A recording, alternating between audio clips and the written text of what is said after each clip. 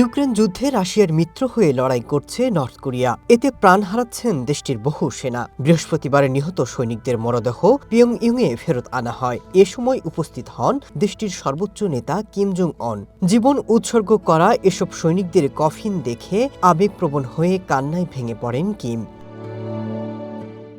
সেনাদের স্মরণে আয়োজিত অনুষ্ঠানে যোগ দেন কিম। এ সময় যুদ্ধে যোগ দেওয়া সেনা পরিবারের সাথেও দেখা করেন।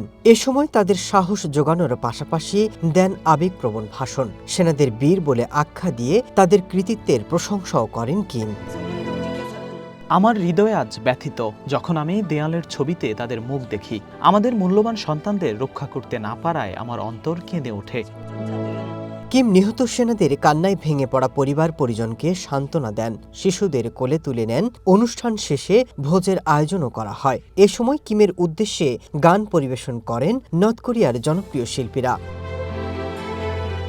রাশিয়ার পক্ষে লড়াই করে হাজারেরও বেশি উত্তর কোরিয়ার সেনা হতাহত হয়েছেন, এমনটাই দাবি করা হচ্ছে। রাশিয়াকে পরম বন্ধু উল্লেখ করে পিয়ংইয়ং ড্রোন, রকেট লঞ্চার এবং ভারী অস্ত্র সরবরাহ চালিয়ে যাচ্ছে। যুদ্ধে সেনা মোতায়েন করে রাশিয়াকে সাহায্য করার বদৌলে উত্তর কোরিয়া নর্থ কোরিয়া সামরিক সহায়তার পাশাপাশি খাদ্য এবং মহাকাশ প্রযুক্তি পাচ্ছে বলেও দাবি করছে বিভিন্ন গণমাধ্যম। Masud Rana, one international desk.